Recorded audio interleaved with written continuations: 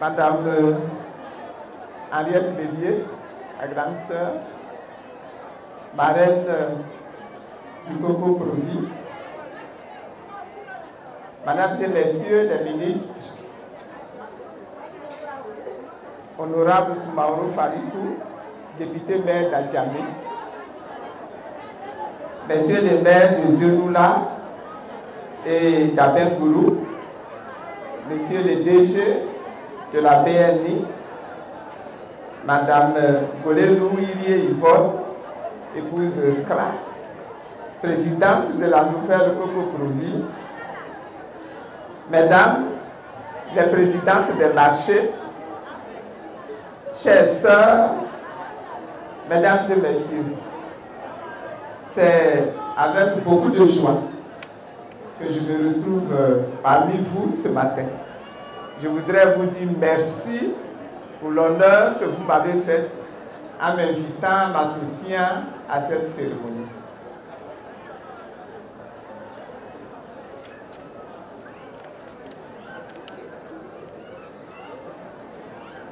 Il y a longtemps déjà que nous travaillons avec les dames, avec les commerçantes, sur ce secteur-là qui est tellement important, ce secteur qui rassemble tellement de femmes, mais également tellement d'hommes, et qui intéresse le pays tout entier, la population tout entière.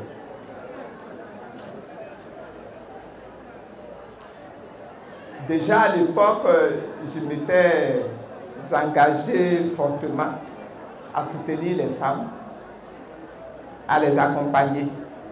Et je me réjouis aujourd'hui du fruit, n'est-ce pas, de cette initiative-là, de ce travail qui a été mené.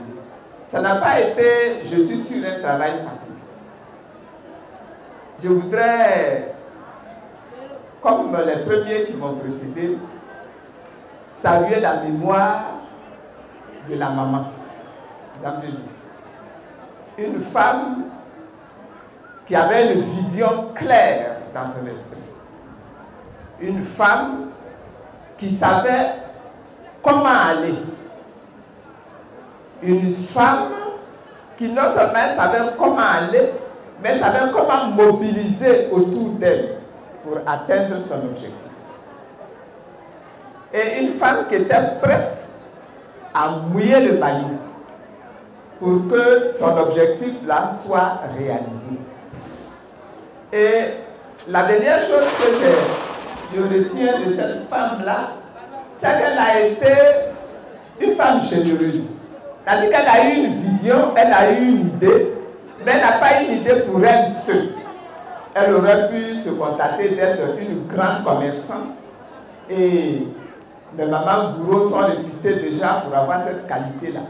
Mais elle a compris que cette ambition-là qu'elle avait, elle doit la partager avec toutes les femmes qui, comme elle, veulent faire du commerce dans le secteur du vivrier.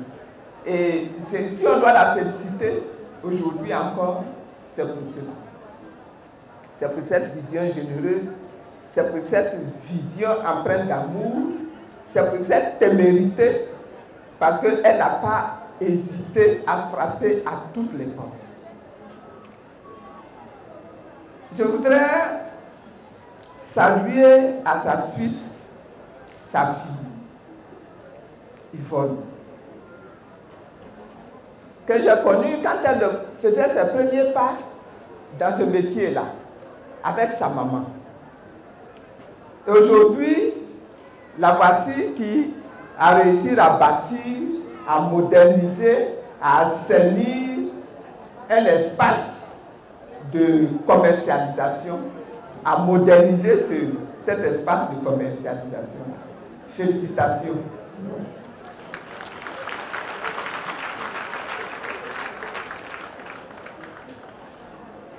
Bravo pour ta détermination. Bravo pour avoir compris que ce n'est pas seulement dans le bureau qu'on peut s'épanouir, qu'on peut devenir quelqu'un. Dans le marché, là, on peut devenir quelqu'un de plus grand même qu'un ministre.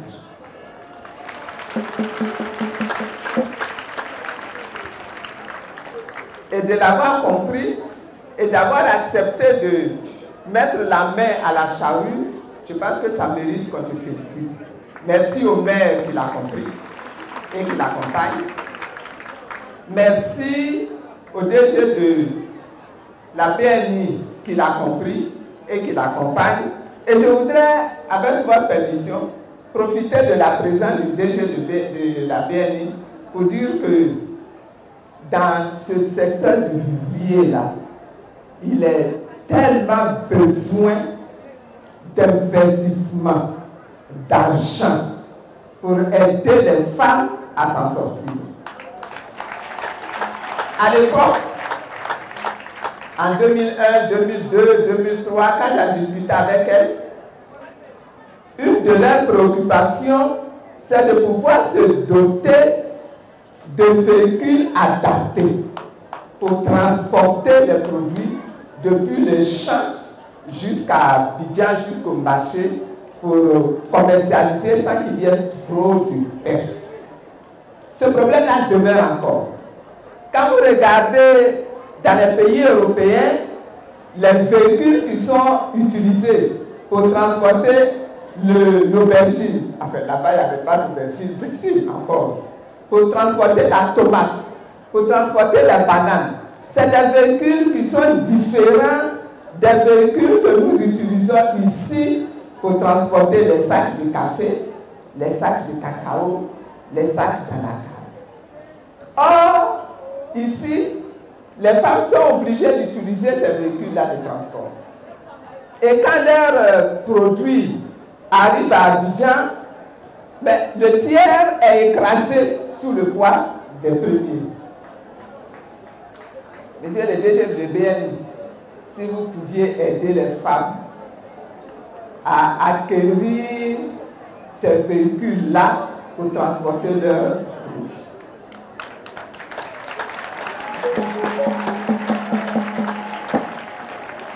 Un deuxième besoin au niveau industriel, lorsque les dames transportent leurs tomates, leurs aubergines, elles les transportent dans des paniers comme ce que nous voyons là. Et donc, les tomates qui sont au fond sont écrasées. J'ai fait venir à l'époque, dans une séance de travail, j'ai fait venir des raisins frais du Liban pour venir les commercialiser ici en Côte d'Ivoire. Je voulais montrer aux femmes comment les produits frais sont conditionnés pour être vendus sur des marchés sans qu'il n'y ait aucune perte. Le raisin frais est venu du Liban par avion, dans des cajots, apprêtés pour cela. Aucun grain de raisin n'a été écrasé. Il suffit pour ça de faire fabriquer cela dans nos usines, des cajots en plastique, conditionnés, organisés de telle façon que quand vous avez mis une couche de tomate, la deuxième couche de tomate ne vient pas s'asseoir sur la première couche et donc n'écrase pas la tomate. Monsieur le DG, je suis sûr que ça là, la BNI peut faire ça, créer des usines ou aider même les femmes à monter des usines pour pouvoir conditionner leurs produits. Il y a tellement de choses. Il y a tellement de choses. Il y a tellement de choses que l'on pourrait faire. La transformation, c'est encore un autre secteur. Les tomates pourrissent dans les champs, alors que les tomates, là, on peut les transformer en tomates pâtes. Le piment pourri, alors que le piment, on peut en faire de la pâte écrasée qu'on met dans des bouteilles et qu'on vend. tranquillement. Ça se fait dans les autres pays. Ça peut se faire chez nous. Nos femmes ont l'ambition de faire cela. Au village même, on sait comment transformer le piment, on sait comment sécher le piment. On sait comment réduire en poudre le piment. Monsieur le DG,